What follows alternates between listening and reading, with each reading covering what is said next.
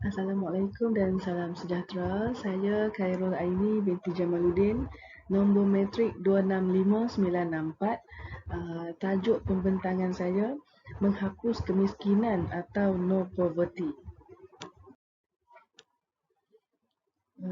Pengenalan iaitu tujuan pembangunan mapan ataupun SDGs atau lain-lain yang dikenali sebagai matlamat global adalah sekumpulan objektif dalam perjanjian universal untuk mengakhiri kemiskinan, melindungi semua penghuni dunia dan memastikan semua orang menikmati kedamaian dan kemakmuran sekarang dan pada masa akan datang. Tujuannya memberi kita peluang terbaik untuk memastikan kerjasama dan penyelarasan yang diperlukan ketika kita melaksanakan pendekatan global untuk menjamin masa depan yang adil, sihat dan sejahtera bagi diri kita sendiri, anak-anak dan generasi akan datang. Matlamat Pembangunan Milenium pula dilaksanakan dari tahun 2000 hingga 2015 dan terdiri daripada 8 matlamat pembangunan antarabangsa. 3 tujuan pertama merangkumi kemiskinan, pendidikan dan kesetaraan gender. 3 matlamat seterusnya membincangkan hasil kesihatan yang merangkumi kematian anak, kesihatan ibu dan HIV, AIDS, malaria dan penyakit lain. Matlamat pembangunan milenium difokuskan terutamanya pada keperluan negara, memperkuat pandangan binari mengenai negara kaya dan miskin, penderma dan penerima dan menyiratkan bahawa cabaran global adalah masalah pembangunan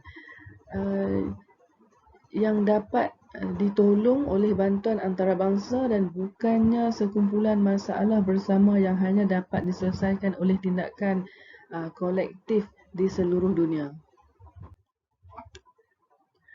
Kita tengok pada perbincangan mengenai tema yang dipilih. Yang pertama, kemiskinan mempunyai banyak dimensi, tetapi puncanya termasuk pengangguran, pengecualian sosial dan kerentanan yang tinggi daripada populasi tertentu kepada bencana, penyakit, fenomena lain yang menghalang mereka daripada menjadi produktif. Lebih daripada 700 juta orang atau 11% daripada populasi dunia masih hidup dalam kemiskinan keterlaluan dan sedang bergelut untuk memenuhi keperluan yang paling asas seperti kesihatan, pendidikan dan akses kepada air dan sanitasi dan lain-lain.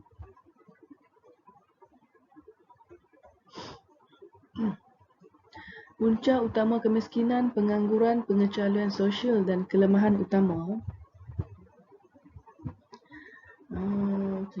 bagi segmen populasi tertentu kepada bencana alam dan penyakit, mendorong ketidaksamaan dan meningkatkan kekurangan zat makanan, kekurangan akses kepada pendidikan dan diskriminasi dan pengecualian.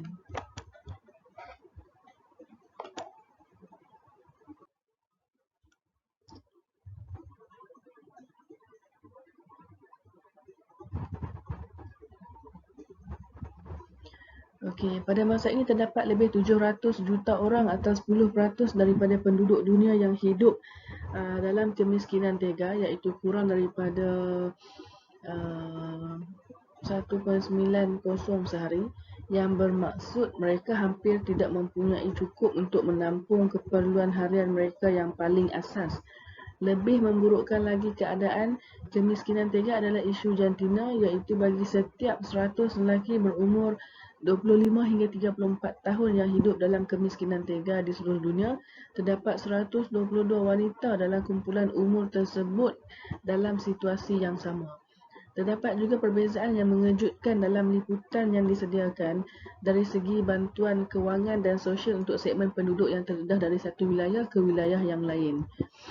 Sasaran tahun 2030 adalah untuk membasmi kemiskinan tega untuk semua orang di mana-mana untuk melaksanakan sistem dan langkah perlindungan sosial yang sesuai untuk memastikan semua lelaki dan wanita mempunyai hak yang sama kepada sumber ekonomi serta akses kepada perkhidmatan asas untuk membangunkan daya golongan miskin dan mereka yang berada dalam situasi terdedah dan mengurangkan pendedahan dan kelemahan mereka kepada kejutan dan bencana berkaitan iklim, ekonomi, sosial dan alam sekitar untuk memastikan penggemblengan sumber yang ketara melalui kerjasama pembangunan yang dipertingkatkan serta untuk mewujudkan rangka kerja dasar yang kukuh untuk menyokong pelaburan dalam tindakan pembasmian kemiskinan.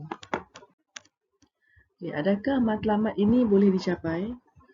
Matlamat ini boleh dicapai untuk menamatkan kemiskinan tega di seluruh dunia dalam 20 tahun. Ahli ekonomi mengira bahawa jumlah kos setahun akan menjadi kira-kira lebih kurang 175 bilion. Penglibatan aktif golongan muda dalam penggubalan dasar boleh membuat perbezaan dalam menangani kemiskinan. Ia memastikan bahawa hak golongan muda dinaikkan pangkat dan bahawa suara golongan muda adalah mendengar, bahawa pengetahuan antara generasi adalah dikongsi bersama dan inovasi dan pemikiran kritis digalakkan pada semua peringkat umur untuk menyokong perubahan transformasi dalam kalangan rakyat kehidupan dan masyarakat. Kerajaan boleh membantu mewujudkan persekitaran yang membolehkan untuk menjana pekerjaan yang produktif dan peluang pekerjaan untuk golongan miskin dan terpinggir. Sektor swasta sebagai enjin ekonomi pertumbuhan mempunyai peranan utama untuk bermain dalam menentukan sama ada pertumbuhan yang diwujudkannya adalah inklusif dan oleh itu menyumbang kepada pengurangan kemiskinan. Sumbangan sains untuk menamatkan kemiskinan telah ketara. Sebagai contoh, ia telah membolehkan akses kepada air minuman yang selamat, mengurangkan kematian yang disebabkan oleh penyakit bawaan air dan meningkatkan kebersihan kepada mengurangkan risiko kesihatan yang berkaitan kepada air minuman yang tinggi, kekurangan sanitasi.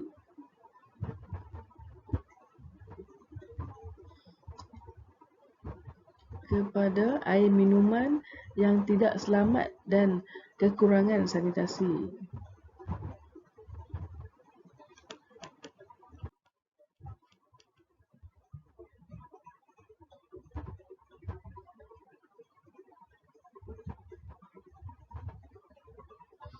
Kita tengok pada isu ekonomi berkaitan di Malaysia bagi tema yang dipilih. Antara isu yang mendesak yang perlu ditangani ialah kemiskinan, ketidaksamaan dan pengagihan pendapatan. Dua strategi utama dasar ekonomi baru ini adalah untuk mengurangkan dan membasmi kemiskinan mutlak dan menyusun semula masyarakat bagi membetulkan ketidakseimbangan ekonomi. Namun masalah ini tiada penghujungnya. Ini mungkin disebabkan oleh pengagihan pendapatan intraetnik yang tidak seimbang dan kemiskinan bandar. Poket kemiskinan yang degil terus mengelak langkah dasar semasa dan penyelesaian dan bentuk kemiskinan baharu muncul yang mengecewakan percubaan Malaysia untuk menjadi negara dunia pertama menjelang tahun 2020 mencapai status negara maju. Jenis dinamisme yang diperlukan untuk menarik golongan miskin keluar daripada belenggu kemiskinan memerlukan pendekatan baharu menggabungkan pelbagai pihak berkepentingan termasuk sektor swasta sebagai pemacu dan masyarakat sebagai penjaga hak orang miskin. Kemiskinan melampau ditakrifkan sebagai isu rumah yang gagal memperoleh pendapatan cukup untuk memenuhi keperluan asas kelangsungan hidup seperti makanan, pakaian dan tempat tinggal.